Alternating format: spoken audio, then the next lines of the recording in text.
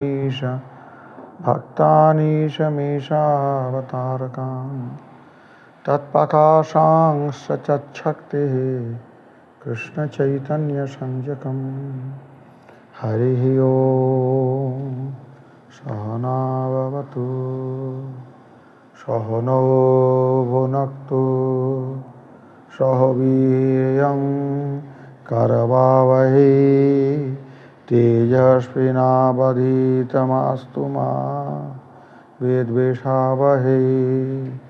ओम शांति शांति शांति हरि ओम। अथो कठोपनिषद अथो प्रथमे तृतीया वल्ली, प्रथम अध्याय के तृतीया वल्ली अब हम चर्चा करेंगे। तृतीया नहीं तृतीया, क्यों कि वल्ली जो है लता उस स्त्रीलिंग है, इसलिए तृतीया वल्ली। वल्ली के मतलब लता। हृदयस्थम मोक्ष प्राण प्रतीके भगवत ध्यानम। सबसे पहले इनका जो विषय है वो संक्षेप में देखो यहाँ दिया है। हृदयस्थ मोक्ष प्राण प्रतीके भगवत ध्यानम। हृदय में जो मुख्य प्राण है उनको प्रतीक रूप से उन पे भगवान का ध्यान करना है। ऋतं पिबन्तौ सुकृताश्लोके गुहां प्रविष्टौ परमे परार्धे छायातपौ ब्रह्मविदो वदन्ति पंचाग्नयो ये च तृणाचिकेतः यः सेतुरीजानानामक्षरं ब्रह्म तत्परम् यः सेतुरीजानानामक्षरं ब्रह्म तत्परम् अभयं तितीर्षतां पारं नाचिकेतगुं शकेमसि। अग्निस्थ मुक्तस्थ भगवद्रूपैर ऐक्य प्रतिपादनम्। भाष्यम। आत्मांतरात्मेति विभुरेक एव द्विधा स्थितः। आत्मा अंतरात्मा, आत्मा अंतरात्मा इति अकसवर्ण दीर्घ। आत्मा अंतरात्मा इति विभुर एक एव द्विधा स्थित।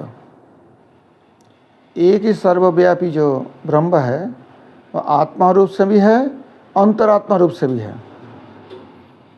स विष्णु परमे वायौ परेभ्यो प्रेध्व रूपके। और वो जो विष्णु हैं भगवान ब्रह्म परमे वायु। परम वायु मतलब ये संसार के वायु नहीं है जो पंचभूत है, वैकुंठ से एक वायु है, वो परम वायु में बताया गया। परेभ्य प्रेध्व रूपके, परेभ्योपि रुद्ध रूपके, परेभ्योपि रुद्ध रूपके, रुद्ध मतलब प्राप्त। आतप पापिनां नित्यं मर्यादा विष्णु याजिनाम। अर्थात पापी के लिए नित्य आतप स्वरूप। छाया तपौ, छाया आतपौ ब्रह्मविद वदन्ति। पहले देखो मंत्र देखो।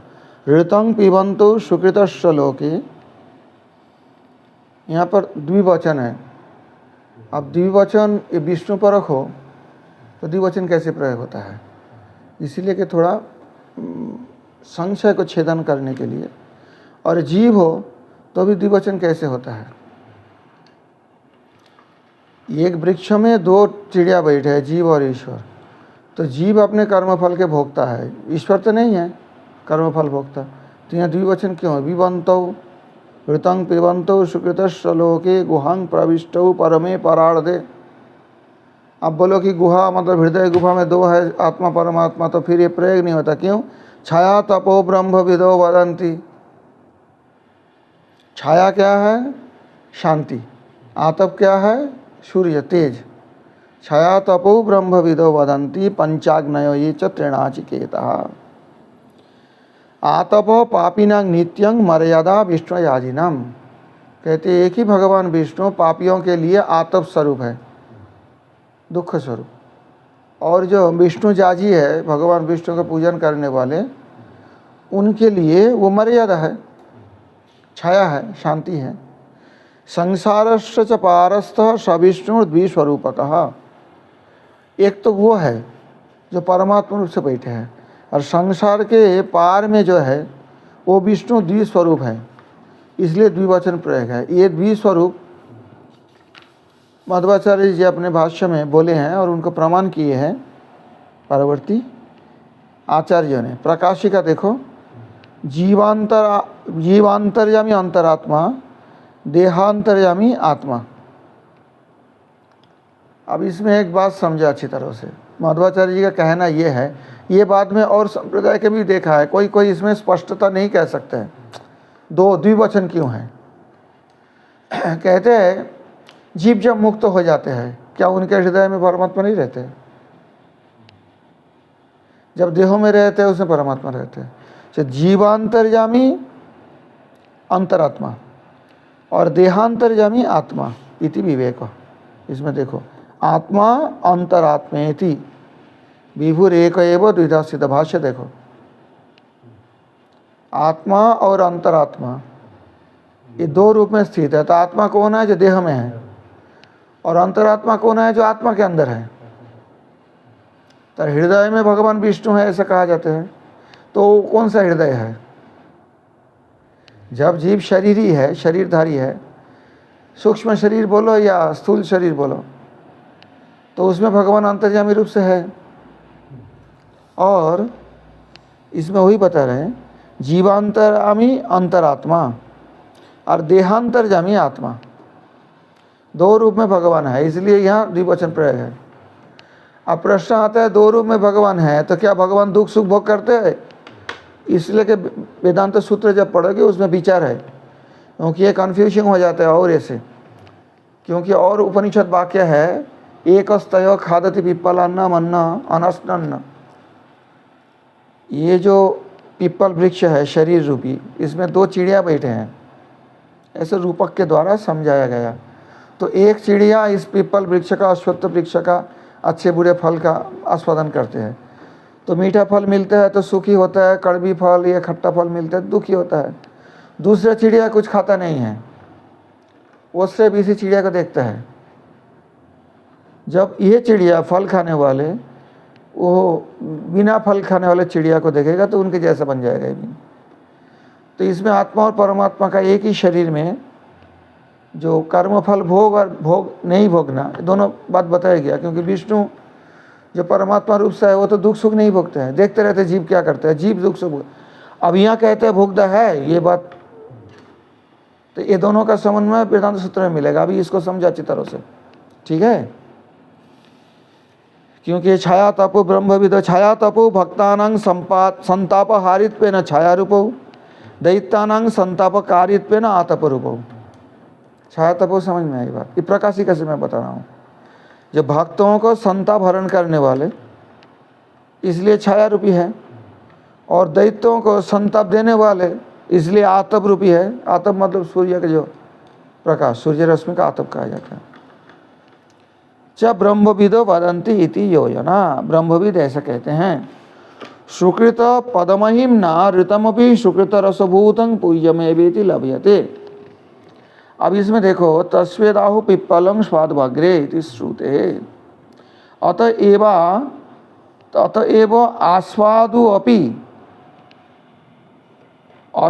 अपि, ये देखो ये प्रकाशिका देखो, देख रहे हो, अतएव अस्वादु अपि, यहाँ का सवर्ण दीर्घ हो गया। जो अस्वादु है, जो स्वादु नहीं है, स्वादिष्ट नहीं है, उसको भी स्वादुत्वेन भुंजान, उसको भी स्वादु रूप से खाते हैं। कौन? जीव। तो जीव ही वो भगवान नाश्नुत, भगवान ऐसे खाते नहीं हैं। फिर इति भावेन प्राग अनस्नन इत्युक्तम, जो उपनिषद में कहीं कहीं उपनिषद में वेद मंत्र में बताया गया कि अनस्नन, भगवान विष्णु पीपल के फल नहीं खाते हैं, कर्म फल नहीं भोग करते हैं, ठीक है। सतु सर्वथा असनाभावात, सतु न तो सर्वथा असनाभावात, ये नहीं है कि बिल्कुल ही नहीं भोग करते हैं। ये बहुत इंपॉर्टेंट पॉइंट है, समझो, माधव का मत है ये। तस्येदाहु पिप्पलम इत्युक्तत्वात्, और दूसरे जगह में वेद में बताया तस्य अद आहु, तस्य इद आहु पिप्पलम स्वाद्वग्रे, साधु अग्रे। तो जब बताया गया कि वो पिप्पल खाते हैं, पिप्पल का फल परमात्मा, और यहाँ दूसरे जगह में बताया गया वो नहीं खाते हैं।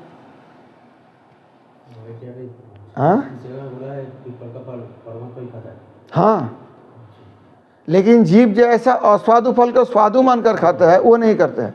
जो अच्छे कर्म है उसको भोगते हैं, परमात्मा से अनुभव करते हैं, खराब फल नहीं देखते हैं। इसको जब वेदांत सूत्र पढ़ोगे समझ में होगा, अभी इसको समझा अच्छी तरह। एवं च तैरन्न पिप्पल स्वादवत्ति, स्वादवत्ति इत्यत्र अपि अस्वादु एव स्वादुत्वेन अति इत्यर्थ ग्राह्य। वही उपनिषद का जो वाणी है, ये उनमें एक, दोनों चिड़िया में से एक चिड़िया, एक पक्षी पिप्पल का स्वादवत्ति आस्वादन करते हैं। तो आस्वादन करते हैं कि मतलब क्या है, जो आस्वादन योग्य नहीं है, जो स्वादिष्ट नहीं है, उसका भी स्वादिष्ट मानकर खाता है। स्वादुत्तेन अति, औद भोजन है, औद अशन है, औद धातु है, अदादि प्रकरण ही है पूरा पाणिनि में देखना है, मतलब गण गण है, अदादि गण। तो स्वादुत्वेन अति इति अर्थ ग्राह्य। वहाँ पर यह मान लेना पड़ेगा कि जीव जो स्वादु नहीं है उसके साधु रूप से भजन करते हैं, भगवान उस प्रकार नहीं करते हैं। अब वेदेशीय जो ये है, वेदेशीय को नीचे देखो, इसने बहुत विचार किया है। ऋतंग पिबंतो इत्र तो बुद्धिजीव उच्यते द्विवचनो श्रुते। कोई कोई कहते हैं ऋतंग पिबंतो, ये द्विवचन क्यों है? कहते हैं बुद्धि और जीव ये दोनों पान करते हैं ऋत को, सत्य को। न च बुद्धौ फल कर्म धर्म फल भक्तृत्व अनुपपत्ति उपपत्ति। कहीं तो देखा नहीं कि बुद्धि कर्म फल भोग करते हैं, कहीं है क्या? तो फिर बुद्धि और जीव कैसे बोलोगे दोनों भोग करते हैं? जो दूसरा मत है उससे खंडन कर रहे हैं। जीवस्य भक्तृत्वेन तस्सहित बुद्धौ क्षत्रिय न्यायन उपचार उपपत्ति रीत्या हो। जैसे जीव भोगता है, अब जीव के साथ साथ बुद्धि है, क्षत्रिय न्याय क्षत्रिय न गच्छन्ति, जिसके माथे में छाता है उसके साथ कोई आदमी जाता है जिसके माथे में छाता भी नहीं है, तो क्षत्रिय न गच्छन्ति, छाताधारी लोग जाते हैं, क्षत्रियधारी लोग जाते हैं, तो उनमें तो कोई कोई लोग जाता है जिसका क्षत्रिय नहीं, वो भी उसमें गिना जाता है। तो इसी न्याय से जीव के साथ बुद्धि है जरूर, लेकिन जीव ही भोगता है, बुद्धि भोगता नहीं है। तो इसलिए यहाँ कहते हैं इस प्रकार से ये ननु एवं जीवांतरं ग्राह्यम, इस प्रकार के नहीं माना जाएगा। अच्छा, तद अपरेण क्षमन्ते अन्यतरश्च पात्रित्वेन जीवत्व सिद्ध द्वितीयश्च चेतनतैव भाव्यत्वात्। अगर मान लो कि अगर कोई भोग करता है बुद्धि या मन, तो फिर वो भी जीव हो गया, चेतन हो गया। चेतन ही तो कर्ता भोगता होता है, अचेतन बुद्धि मन तो नहीं होता है, तो फिर दूसरी जीव आ जाएगा फिर तो ऐसा तो नहीं माना जाता है। एकस्मिन् शरीरे भक्ति जीवद्वय अयोगात्। एक ही शरीरे दो जीव तो नहीं है, तो द्विवचन क्यों प्रयोग करोगे आप? पहली बात तो ये है। द्विवचन में जीववचन तो प्रयोग हुआ, द्विवचन में जीव को और बुद्धि को कैसे लोगे? दो जीव भी नहीं है। अच्छा, तस्मात् जीवेश्वर अत्र उच्यते। कोई कोई कहते हैं जीव और ईश्वर दोनों हैं। न च ईशस्य कर्मफल भोगा अयोग। ईश्वर तो कर्मफल भोगी नहीं है, तो सब जगह में है। आप तो कर्मफल ईश्वर में नहीं योग कर सकते, कर्म तो जीव कर रहे हैं, कर्मफल भोग जीव करते हैं। तो हृदय में जीव ईश्वर दोनों हैं, परमात्मा आत्मा दोनों हैं, परंतु इनमें ये भी नहीं कह सकते कि जीव ईश्वर इसलिए द्विवचन है। ये द्विवचन के बारे में देखो, क्योंकि ये पॉइंट सब आचार्य ने थोड़ा ज़्यादा समाधान करने के प्रयास किया है। अभी कहते हैं क्षत्रिय न्यायना पातृजीव संबंधात पिबंत इत्युपचारादिति तत् असत। कोई कोई कहते हैं क्षत्रिय न्याय, वही क्षत्रिय न गच्छन्ति। क्षत्रिय न गच्छन्ति मतलब छत्रधारी लोग जा रहे हैं बहुवचन में, तो उनमें कोई कोई लोग है जिनके छत्र है ही नहीं, क्षत्रिय है ही नहीं, तो फिर उनको भी गिना जाएगा। तो ऐसी क्षत्रिय न्याय न पातृजीव संबंधात पिबंतो इति उपचारात। कहते हैं क्षत्रिय न्याय से जो जीव पान कर रहे पिबंतो, उसको जीव संबंध से वो भी पान कर रहे हैं, ऐसे उपचार बोलते हैं ये असत है, ये माना नहीं जाएगा, ये गलत है। पिबत बुद्धि जीवत्व जीवेश्वरत्व हानि लाभ अदर्शनात्। जो बुद्धि है, बुद्धि तो जीव नहीं है, तो कैसे वो पान करेंगे, चेतन तो नहीं है। और जीव ईश्वर यदि बोलो तो फिर जीव ईश्वरत्व हानि लाभ अदर्शनात्। जीवेश्वरत्व और जीव के ईश्वरत्व बोलोगे, जीव और ईश्वरत्व, इसमें हानि लाभ आदर्शन होता है। पात्रित्वस्य जीवनिष्ठत्वस्य तेनापि अंगीकारात्। जो पात्री है, जो पान करने वाले है, कर्मफल भोग करने वाला है, वो जीवनिष्ठ है, परमात्मनिष्ठ नहीं है।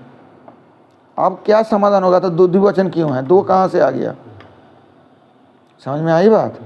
बुद्धैव औपचारिकत्व ईश्वरे त्वया अपि अंगीकारात् तस्माद् अयं मंत्र, ये सिद्धांत है, तस्माद् अयं मंत्र ईश्वर मात्र परैव।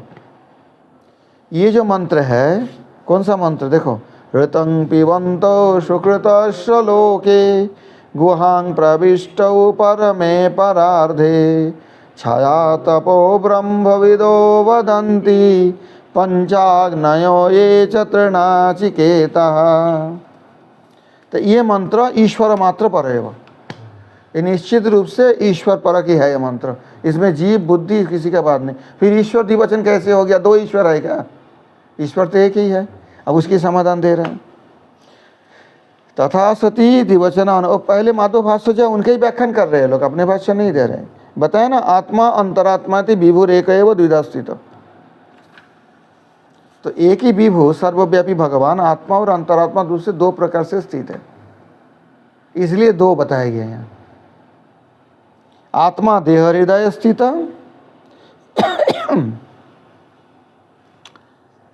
अंतरात्मा जीव हृदय स्थित इत्याह। तत्व प्रकाशिकायां तो द्विरूपतया विष्णु देह निविष्ट इत्युक्तम। स्थित हृदय इति शेषः।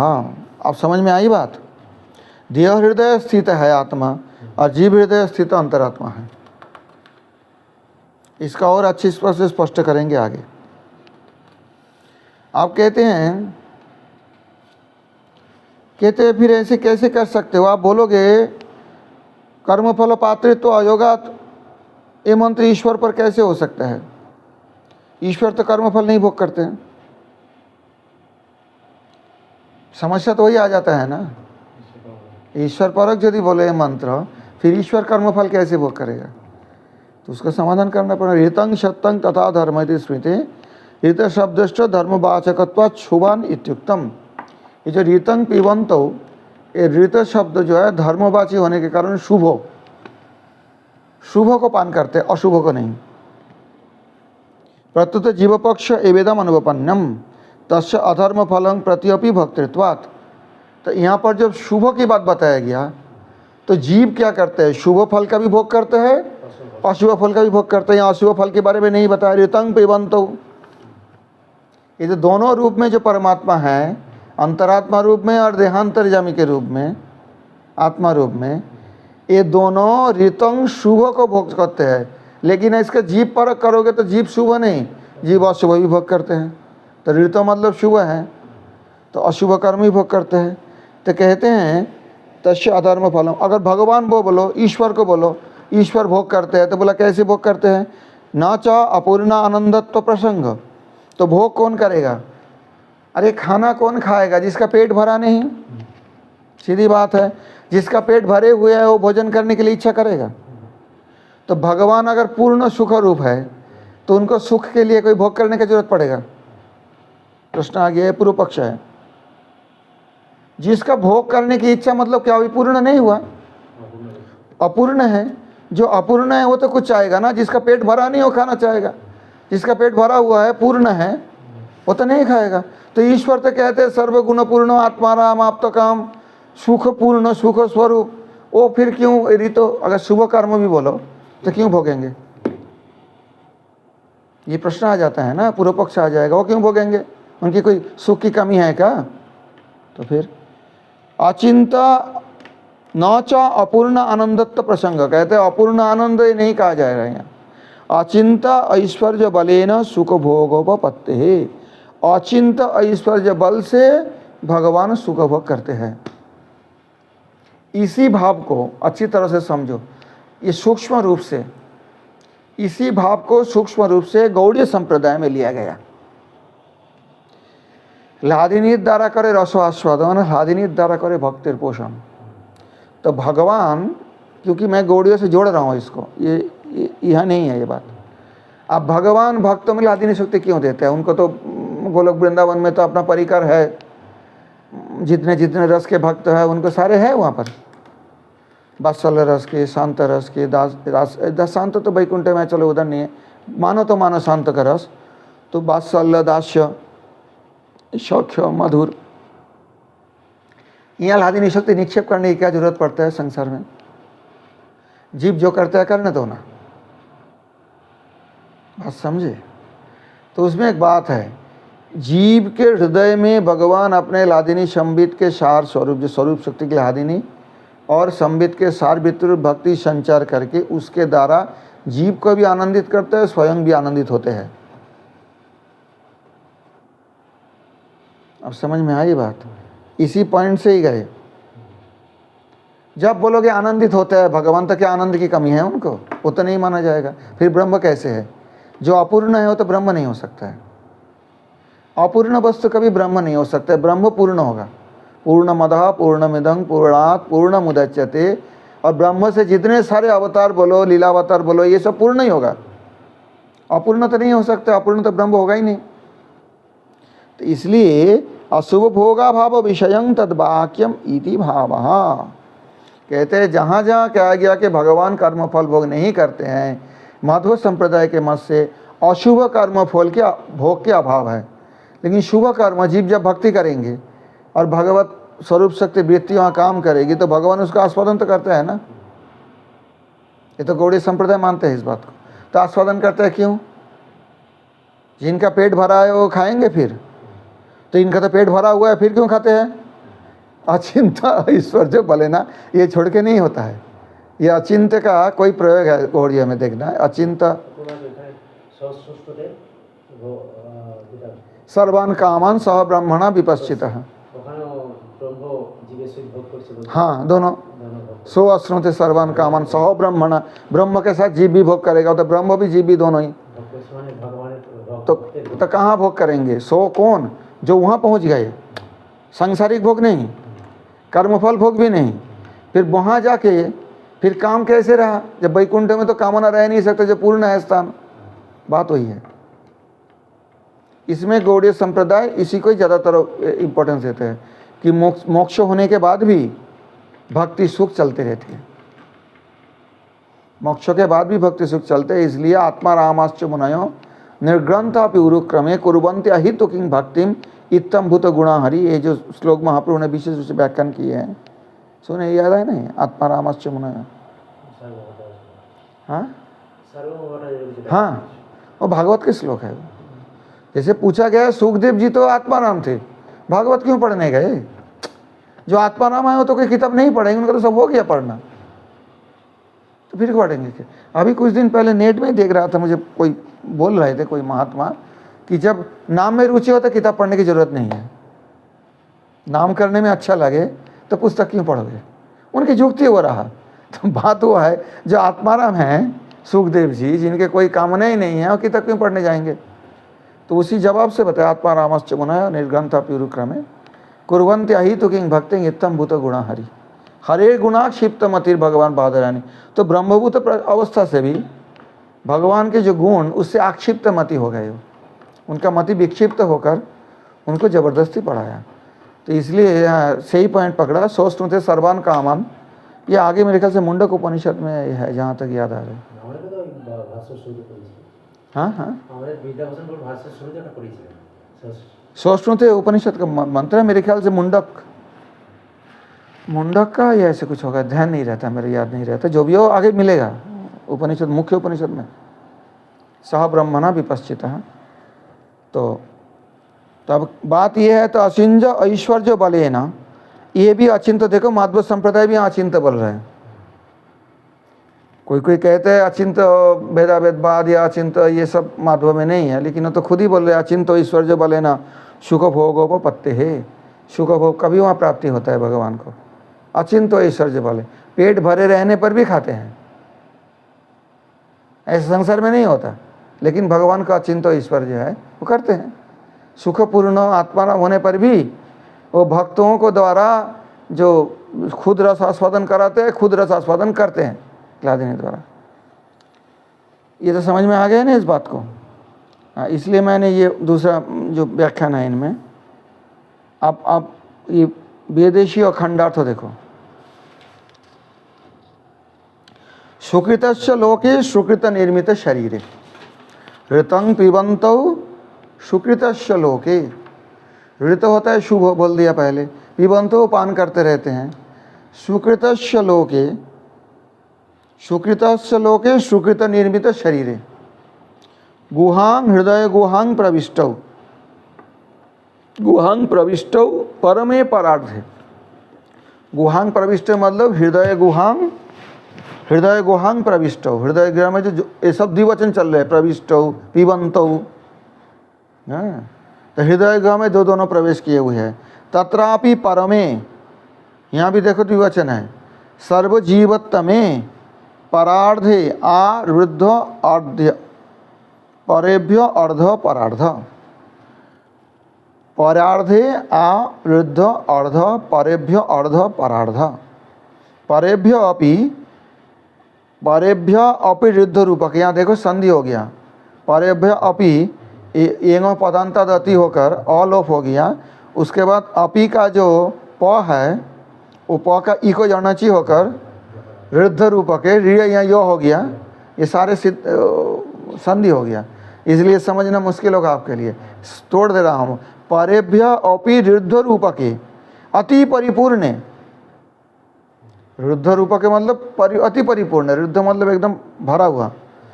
वायु प्रविष्टौ ऋतं, अति परिपूर्ण वायु प्रविष्टौ ऋतं सुकृत फलं पिबन्तौ। सुकृत फल पान करते हैं। फल पान नहीं होता है, लेकिन ये ऐसा फल है जो पान करने लायक, जैसे भागवत का भी रसरूप बताया, फल बताया गया। नीवा कल्पतरोर गलितं फलं पिबन्तौ पिबत भागवतं रसमालयम। फल को पान करो, फल पान होता है क्या? लेकिन ऐसी अपराकृत भागवत रूपी जो फल है वो रसरूप होने के कारण पान शब्द का प्रयोग हुआ है। तो पिबन्तौ भुंजानौ, भुंजानौ ये ओ आव हो गया, एच अवयव लग गया वहाँ। भुंजानावात्मांतरा आत्माख्य भगवद रूप विशेषौ। तो सुकृत फलं पिबन्तौ भुंजानौ द्विवचन है यहाँ। आ जो है पीछे रहने के कारण एच अवयव सूत्र से यहाँ आव हो गया। भुंजानाव आत्मांतरा, उसका मतलब भुंजानौ आत्मांतरा आत्माक्ष, एक आत्मांतर रूप है और एक आत्मा रूप है। शरीर स्थित जो आत्मा अंतर्यामी आत्मा है और जीव स्थित अंतर्यामी आत्मांतर अंतर्यामी, ठीक है। भगवद रूप विशेषो, ये दोनों भगवद रूप जो हैं अति परिपूर्ण होने पर भी ये सुकृत का फल पान करते हैं। ये पंचाग्ना यहाँ, उसके आगे देखो, छया तपो ब्रह्म विदो वदन्ति पंचाग्नयो ये च तृणाचिकेतः। पंचाग्नय पंच महायज्ञवंतो द्युपर्जन्नादि पंचाग्नि विद्या निष्ठा वा। अभी इसमें ये जो बताया गया पंचाग्नय, पंचाग्नि एक, जब छांदोग्य उपनिषद पढ़ोगे उसमें पंचाग्नि विद्या एक है। जैसे एक आकाश से पानी गिरता है, बरसात होती है, वो एक अग्नि में आहुति होती है, फिर उससे जो है अन्न खाते हैं जीव, अन्न आहुति होता है। इस प्रकार पंचाग्नि विद्या है। एक तो होता है पंचाग्नि विद्या निष्ठा वा और धूपर्जन्नादि पंच महायज्ञवंतो वा। और पंच महायज्ञ जो गृहस्थों के लिए विशेष विधान दिया गया, निर्यज्ञ, भूत यज्ञ, ऋषि यज्ञ, देव यज्ञ आदि जो पंच ऋण रहते हैं ना, उसके लिए। तो जो पंच महायज्ञ करने वाले पंचाग्नयो ये त्रिनाचिकेतः त्रिवार कृत नाचिकेतश्च ब्रह्मविदस्ति। कौन ब्रह्मविद बोलते हैं? कि जो 3 बार नचिकेत अग्नि का साधन कर लिया। पहले नचिकेत अग्नि के बारे में बताया ना, त्रिनाचिकेतः। अथवा जो पंचभूत यज्ञ करने वाले ब्रह्मविद है, अथवा जो पंचाग्नि विद्यानिष्ठ जो ब्रह्मविद है वो बोलते हैं। छाया तपो ब्रह्मविदो वदंती, तो कौन ब्रह्मविद बोलते हैं? ये बहुवचन है, वदंती। कौन ब्रह्मविद बोलते हैं? पंचाग्नयो ये च त्रिनाचिकेता, जो पंचाग्नि विद्या अथवा त्रिनाचिकेता, 3 बार नाचिकेता अथवा नाचिकेता कर लिया, एवं च। तो क्या कहते हैं ब्रह्मविद? छाया तपो विद्वद अविदुष सुख दुख कारणभूतो वदंती। जो विद्वद क्या बोलते हैं? छाया तप क्यों है? छाया तप ये क्यों है? कहते हैं सुख दुख कारणीभूत कादेर? अविद्वद, अविदुष, मूर्खदेर। जो ब्रह्मविद है, विपश्चित है, उनके लिए नहीं। जो विपश्चित नहीं है उनके लिए सुख दुख का कारणभूत। आतप होता है दुख रूप, छाया होता है सुख रूप। यत् पूर्वम अनंत लोकाप्तिम, पहले जैसे बताया ना अनंत लोकाप, हाँ अनंत, इसलिए पहले वाले मंत्रों का अच्छी तरह से अभ्यास करो, नहीं तो आगे समझ नहीं पाओगे। यत् पूर्वम अनंत लोकाप्तिम इत्यादि ना अग्निस्थ भगवत स्वरूप मुक्तम, जो अग्निस्थ भगवत स्वरूप का उपासना करने से अनंत लोक की प्राप्ति होती है। यच्च ओम इति एतद इत्यादि ना, ओम का भी वर्णन किया गया। मुक्त नियामक भगवत स्वरूप मुक्तम, जो मुक्त व्यक्ति के नियमन करने वाले भगवत स्वरूप है। हाँ हाँ, तद उभयम एकमेव, दोनों एक ही भगवत स्वरूप है। जो अग्नि में जिन विष्णु का पूजा किया जाता है और मुक्तों को नियंत्रण करने वाले जो भगवान रहते हैं, दोनों एक ही है। तदुभयम एकमेव तद्ध्याने च अहम एवाधिकारी इत्याह, यह शेतुर इति, ये दूसरे मंत्र में। यह शेतुरी जानानाम अक्षरं ब्रह्म तत्परम अभयं तितिशतांग पारं नाचिकेतगुं सकेमसि। सकेमसि मतलब तुम कर सकते हो।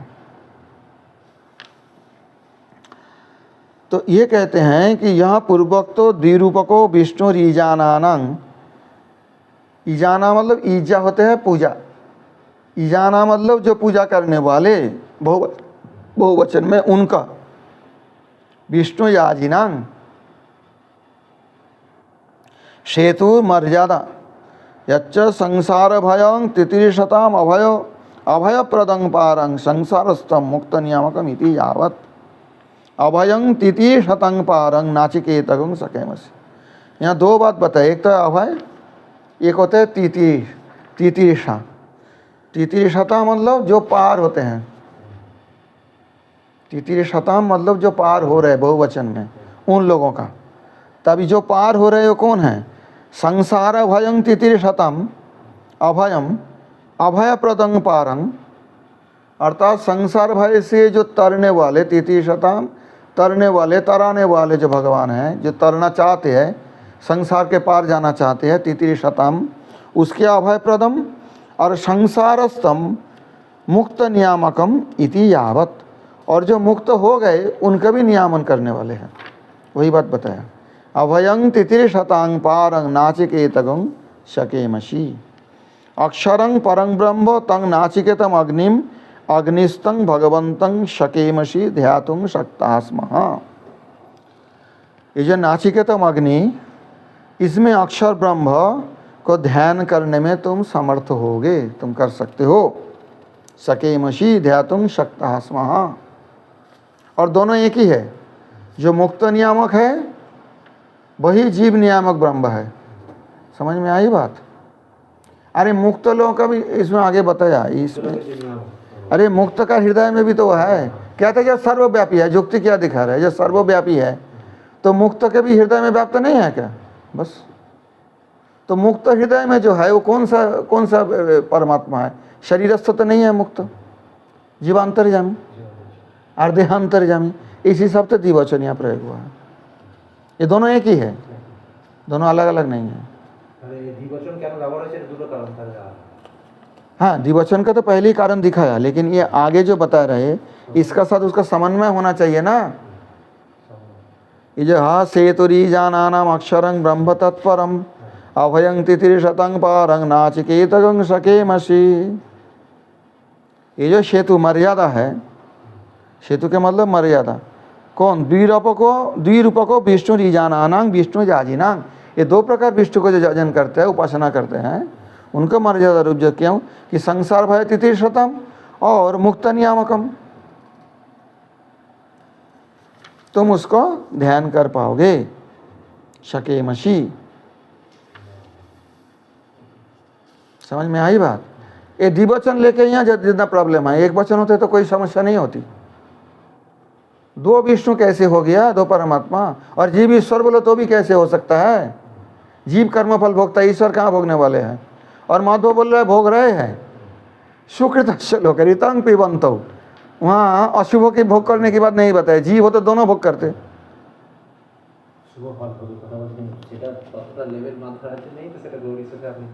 हाँ, अच्छा बोलते अचिंत ईश्वर जो बोले ना, उतना तक वो लोग बोले नहीं हैं, लेकिन हमारे आचार्य बोले हैं। कौन सा शुभ फल भोग करते हैं? आप देखो 3 नंबर मंत्र आ गया। 3 नंबर देखो, ध्यान इंद्रिय निग्रह। ये ज़्यादा कठिन नहीं है, ये थोड़ा सिंपल है, ये समझ जाओगे आसानी से। वो द्विवचन के बारे में इतना समस्या, और द्विवचन और कर्म फल भोग, ये दोनों जो आपात विरोध उसमें मिला।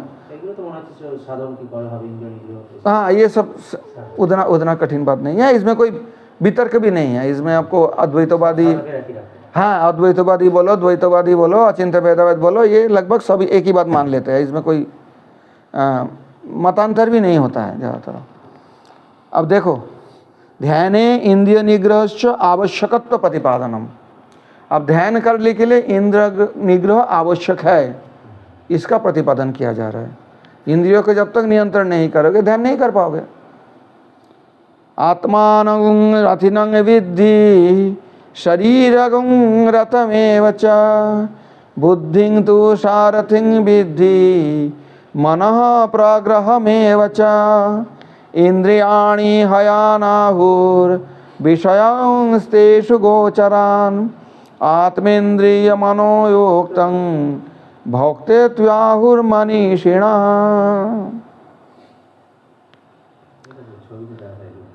हाँ हाँ, आत्मानं रथिनं विद्धि, सीधी बात है। आत्मा जो है ये रथी है, रथ में सवार है, ठीक है।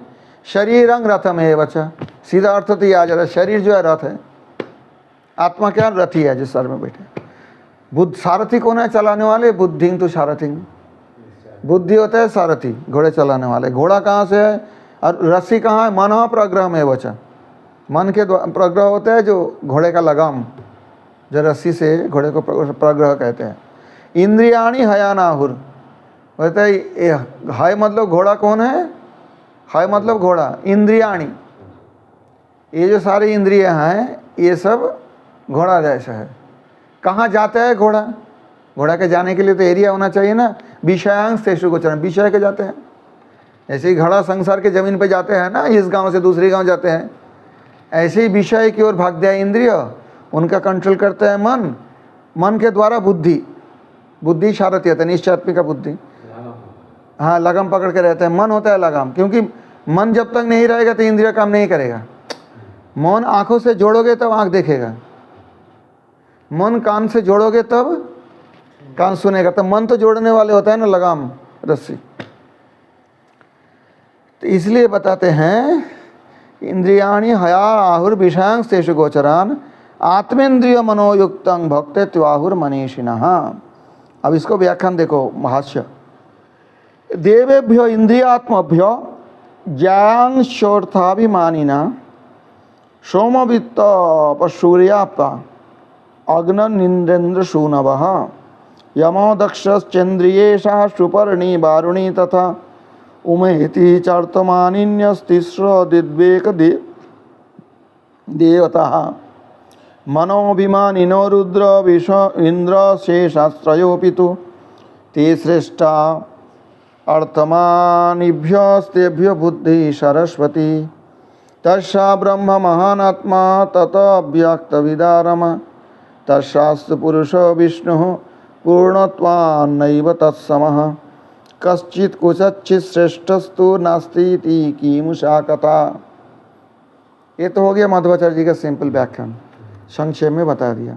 इसको आगे ये देखो पहले,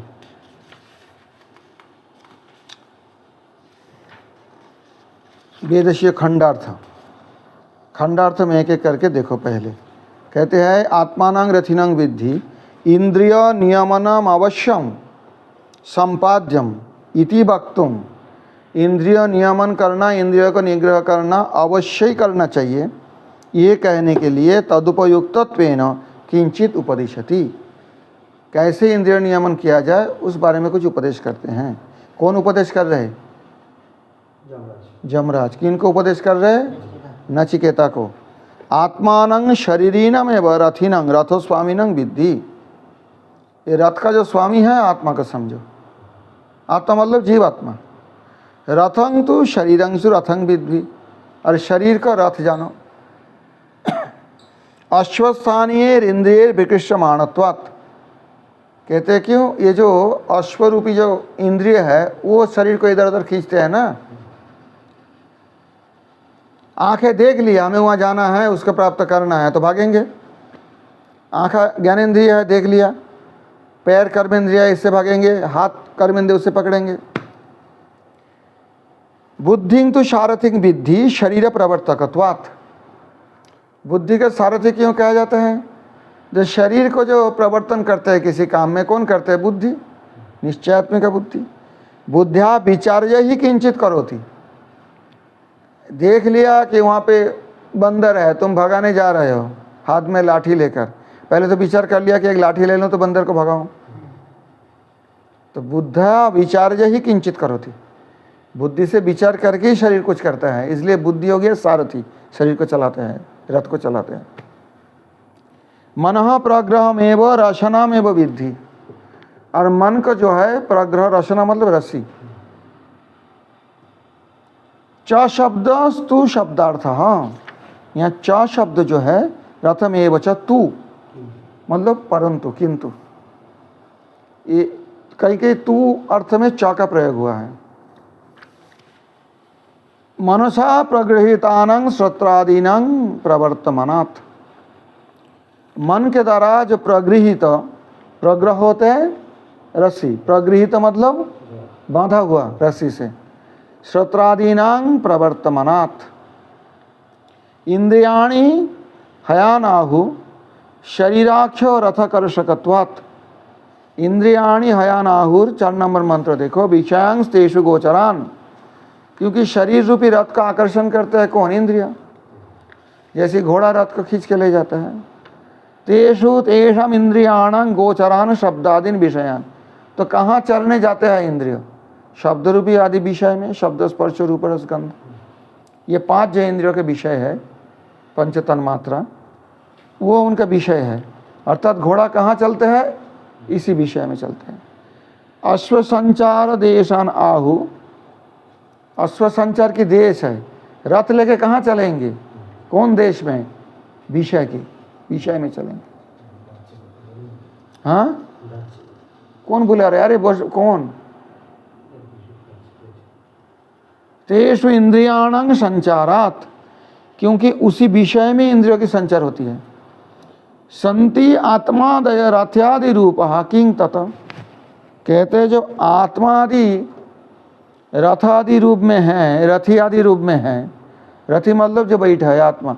चंचल क्यों हो रहा है? कौन सी जरूरी है? कोई मर रहा है क्या?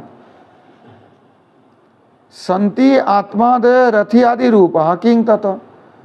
कहते हैं जब, अरे इस समय पढ़ाने की यही परेशानी है, इसलिए दोपहर को बोलता हूं। तुम लोग दोपहर को सोते रहते हो सब। संति आत्मादय रथ्यादि रूप किंग तथा। जब आत्मा ही रथी रूप में है, फिर ये बुद्धि बुद्धि का क्या काम है? आत्मा ही चलाएंगे, आत्मा ही चलाएंगे रथ को। रथी रथ चलाएंगे, सारथी का भी क्या जरूरत पड़ गया? तो इसलिए कहते हैं यथा सारथी शून्य रथी दुख भक्त एवं। जैसे सारथी शून्य रथी हो, जिन रथ में सारथी नहीं है तो दुख भोग करते हैं, वो रथ चलाना पड़ता है उनको। बुद्धि शून्य आत्मा भी इत्याह। ऐसा ही जो बुद्धि शून्य आत्मा है वो भी रथ नहीं चला पाते।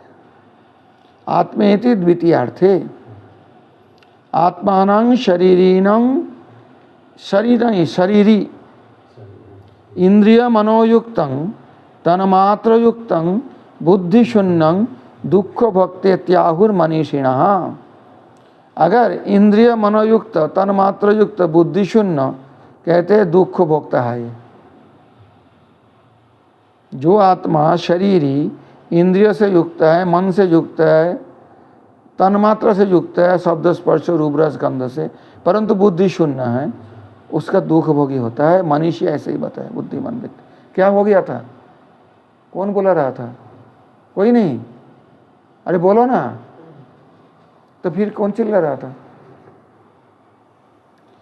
यद्वा अत्र बुद्धिरपि ग्राह्या तथा च प्रसिद्ध रथिवत सुख भक्ता इत्याहुरिति व्याख्येयम्।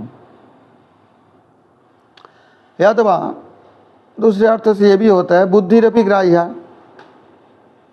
आत्मेन्द्रियो मनोयुक्तं भक्तेत्वाहुर मनीषिणः। कोई कोई कहता है इसमें मनोयुक्तं, इसमें बुद्धि का भी ग्रहण किया जाएगा, आत्मा इंद्रिय मनोयुक्त। तो ऐसा अगर हो तो प्रसिद्ध रथिवत सुख भक्ता इत्याहुर इति व्याख्या। जो प्रसिद्ध रथी है, विख्यात रथी है, वो सुख भोग करेंगे, बुद्धिहीन हो तो दुख भोग करेंगे। आप 5 नंबर मंत्र देखो। यस्त्वाभिज्ञानवान् भवत् युक्तेन मनसा सदा तस्येन्द्रियाणि अवश्यानि दुष्टाश्वा इव सारथे। इंद्रिय निग्रहस्य विवेक साध्यत्व निरूपणम। तो इंद्रिय निग्रह कैसे होगा? विवेक द्वारा साध्य है। विवेक क्या होता है? सारासार विचार रूप। सार क्या है, असार क्या है, ये विचार, ये विवेक है। तो विवेक का ही साध्य है, विवेक द्वारा ही इंद्रिय निग्रह संभव है। यस्त्वा विज्ञान यह तू अविज्ञानवान, पहले बात समझो। यह तू, ये यह विसर्ग स हो गया, संधि हुआ, विसर्ग संधि। तू अविज्ञानवान, तू अविज्ञान इको जाना चाहिए हुआ। यस्त्वा विज्ञानवान, समझ में आई? यह तू, परंतु जो अविज्ञानवान भवति, भवति अयुक्तेन मनसा सदा। मंत्र देखो, भवति अयुक्तेन इको जाना चाहिए हो गया, भवत्या युक्तेन मनसा सदा। उसका मतलब जो अविज्ञानवान है, अयुक्त मन होता है जिनका, युक्त मन नहीं है, तस्येन्द्रियाणि अवश्यानि, तस्य इंद्रियाणि, तस्य इंद्रियाणि, यहाँ पर ए हो गया, क्यों? गुण संधि हुआ। तस्य इंद्रियवाणी, तस्य इंद्रियाणि अवश्यानि, ये को जानना चाहिए हुआ यहाँ। इंद्रियाणि अवश्यानि मतलब अवश्य है, बस में नहीं है। दुष्टाश्व इव सारथि, जैसे कोई दुष्ट अश्व हो, घोड़े अगर ठीक नहीं हो, दुष्ट हो, तो सारथी के बस में नहीं रहते हैं। समझ नहीं आया इसका अर्थ? बहुत सिंपल है ये तो। यह तो अभिज्ञानवान भवति अयुक्तेन मनसा सह। जो अभिज्ञानवान और जिनका मन अयुक्त है, उनके जो इंद्रिय है अवश्य है, बस में नहीं है। जैसे दुष्टाश्व सारथी, जैसे दुष्ट घोड़ा, दुष्ट अश्व सारथी के बस में नहीं रहते हैं। यस्तु विज्ञानवान भवति युक्तेन मनसा सदा। बोलो, यस्तु विज्ञानवान भवति युक्तेन मनसा सदा तस्येन्द्रियाणि अवश्यानि, तस्येन्द्रियाणि वश्यानि सदाश्वैव सारथे।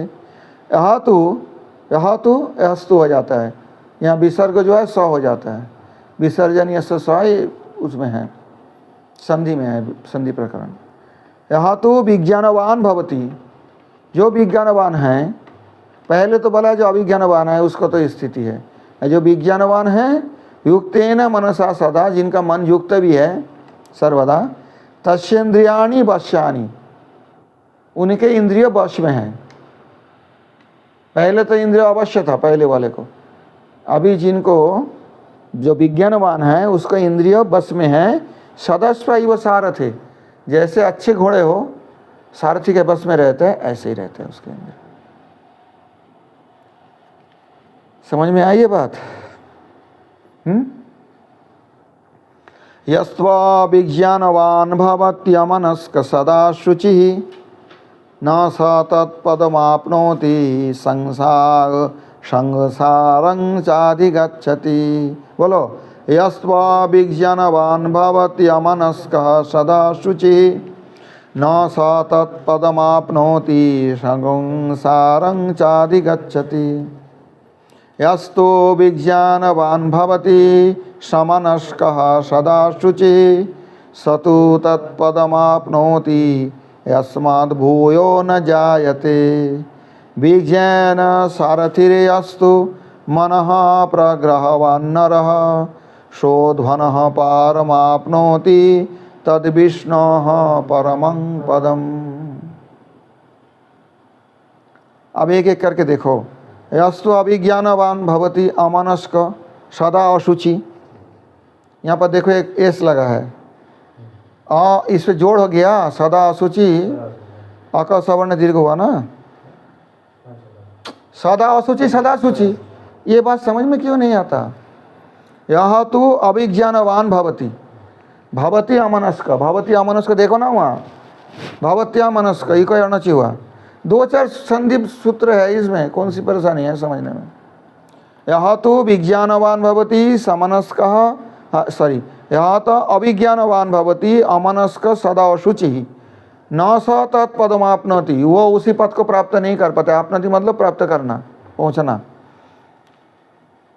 न स तत्पदमाप्नोति, वो उसी पद को, उसी स्थान को प्राप्त नहीं कर सकते हैं। संसारं च अधिगच्छति, ये संसार में ही जाते हैं बार बार, क्योंकि घोड़ा तो उधर ले जा रहा है ना, घोड़ा तो बस में नहीं है, तो संसार में घुमाएगा, तो भगवान के पास नहीं जा पाएंगे, उसी परम पद को नहीं प्राप्त कर पाएंगे।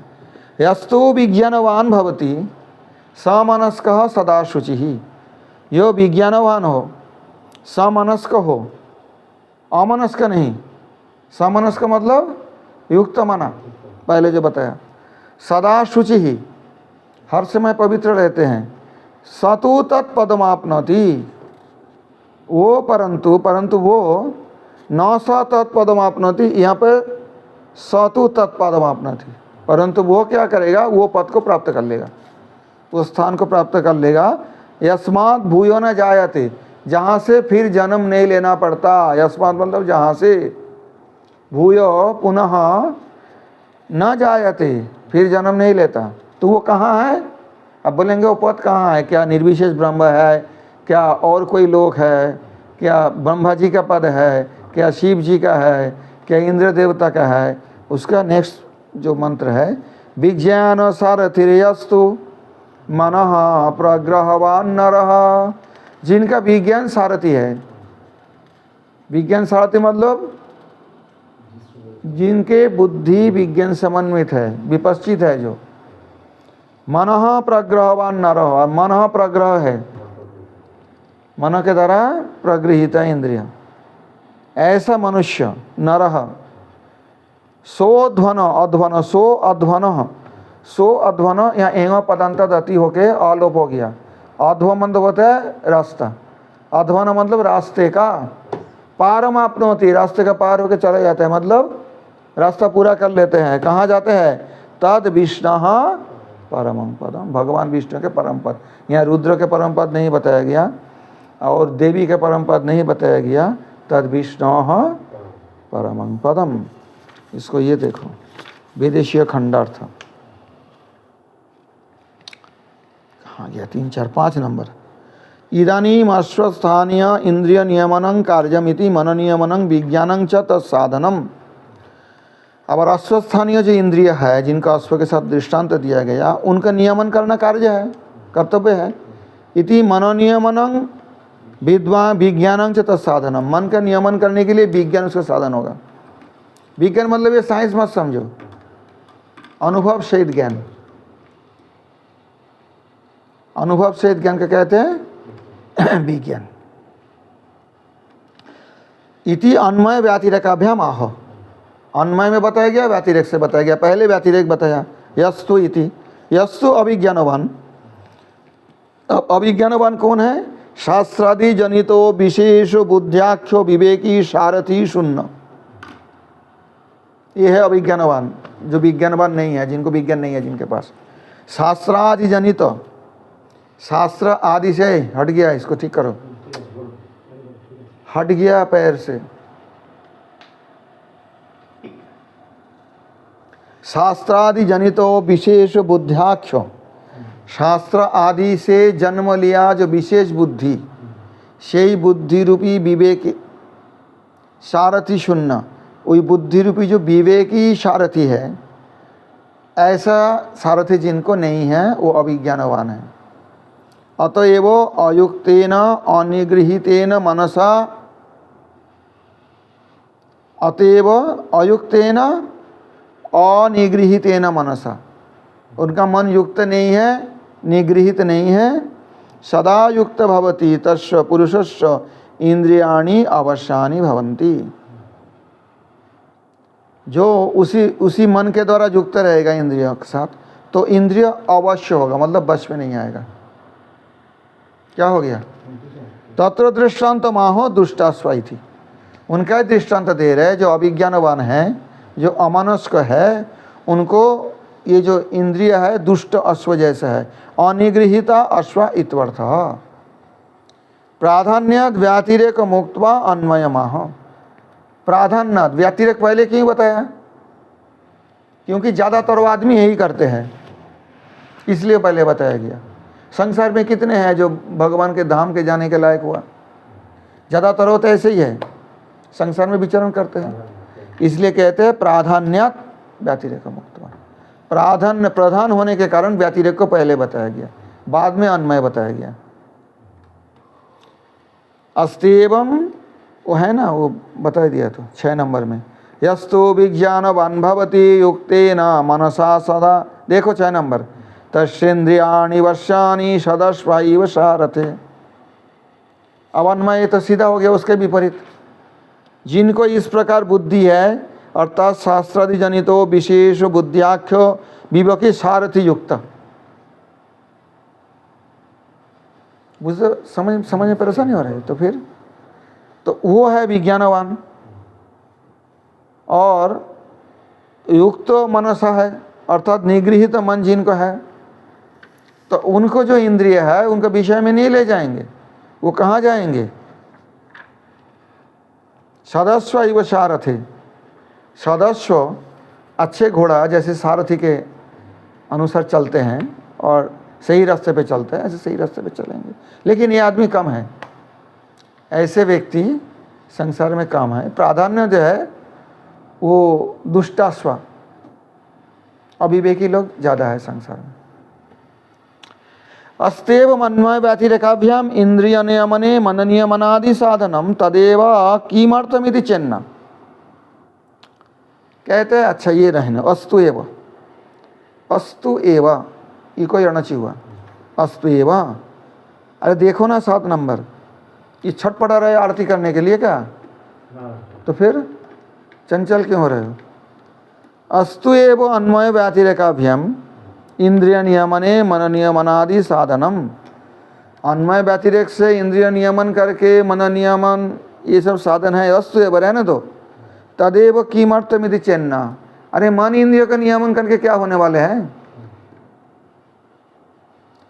उससे क्या मिल जाएगा भगवान? यह है पूर्व पक्ष। मन का इंद्रिय नियंत्रित करो, उससे क्या भगवान मिल जाएंगे? बोलते हैं चेन्ना तस्य परंपराया मोक्षोपयोगित्वाद। ये बात समझ लो, ये हमारे संप्रदाय में गौड़िया में माधव में वही बात कहते हैं, परंपराया मोक्षोपयोगित्वाद।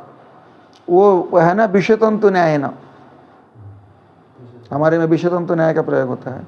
विषयतंतु मतलब कमल के जो तंतु है उससे आगे जाके कमल खिलता है, कमल कीच में नहीं खिलता है, लेकिन किस से उससे कुछ कनेक्शन होता है परंपरा क्रम से।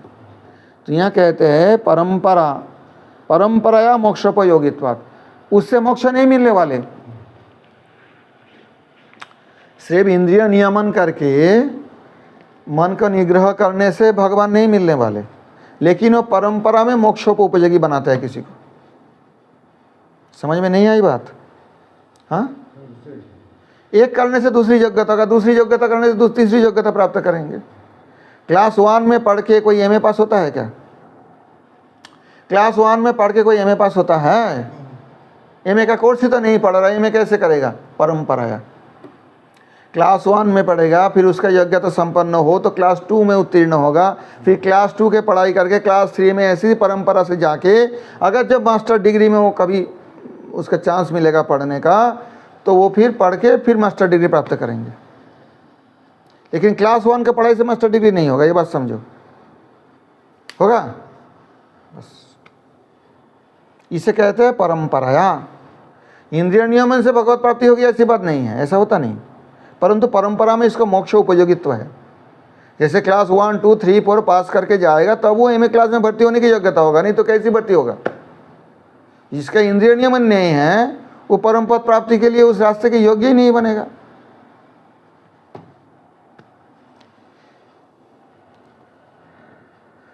तस्य परंपराया मोक्षोपयोगित्वादिति भावेन इंद्रिय नियमनादि अभावे मोक्ष अभावं तावदाह। वही मैंने बताया, जब 1, 2, 3, 4 नहीं पढ़ोगे सीधा सीधी एमए में कोई नहीं जा सकता है। जब इस प्रकार इंद्रिय नियमन नहीं करेगा तो मोक्ष का अभाव हो जाएगा, अर्थात मोक्ष नहीं मिलने वाले। इसे कहते हैं 7 नंबर मंत्र में, देखो, यस्त्वा विज्ञानवान् भवत्या मनस्कः सदा शुचिः न स तत्पदमाप्नोति संसारं चाधिगच्छति। अमनस्क अगृहीत मनस्क, जब मन का प्रगृहित नहीं किया, अतएव इंद्रियाणां दुष्टवेशेषु यथेष्टं प्रवृत्त्या निरंतरम अशुचि।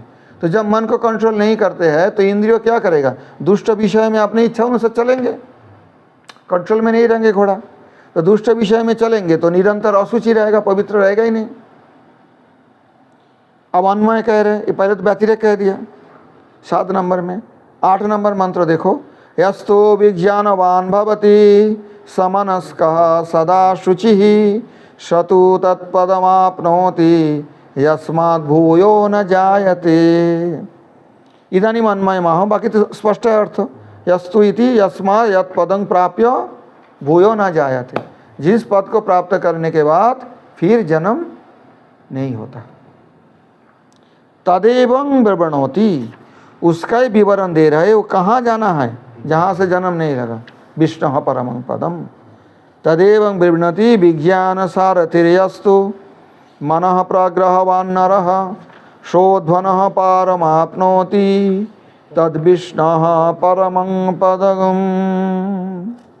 इतना तक रहने दो आज, ये चटपटा रहे। देर करके आते हो चटपटाते हो, कैसे काम चलेगा? 9 नंबर मंत्र तक रहने दो। हरि ओम सहनावतु सहनो भुनक्तु सह वीर्यं करवावहै तेजस्विनावधीतमस्तु मा विद्विषावहै। ओम शांति शांति शांति। हरि ओम।